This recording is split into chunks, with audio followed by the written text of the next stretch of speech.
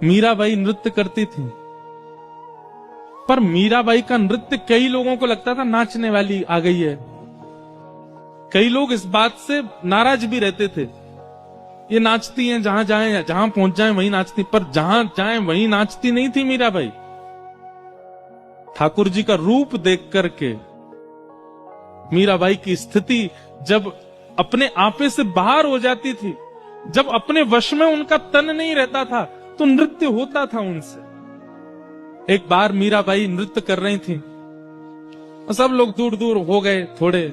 कुछ लोगों को तो प्रेम समझ में आता था मीराबाई का, पर कुछ लोगों को नहीं आता था, दूर दूर हो गए। ये देखो जहां चाहती मैं नाचने लग जाती, ऐसा बोलने लगे लोग। पर तभी क्या हुआ, मंदिर में श्रीनाथ जी के सन्मुख सेवा कर रहे गुसाई जी ने जैसे ही मीराबाई को देखा नृत्य करते हुए, और उसके बाद जब ठाकुर जी को देखा, देख करके इतने प्रसन्न हो गए कि तुरंत ठाकुर जी की माला जी लेकर के बाहर अपरस अवस्था में ही दूर से किसी सेवक को बुलाया, बोले माला पहना दो मीराबाई को। ठाकुर जी की गले की माला उतार के पहना दी मीराबाई को। अब ये दृश्य देख करके वहां खड़े लोग सब सोचने लगे, इतने बड़े बड़े महर्षि आते हैं, इतने बड़े बड़े जापक आते हैं, इतने बड़े बड़े भक्त आते हैं, उनको तो माला पहनाते नहीं। वो नाचने वाली आ गई, उसको देखो कैसे माला पहना दिया। गुसाई जी बोले, बहुत ध्यान से सुनना। गुसाई जी क्या कहते हैं?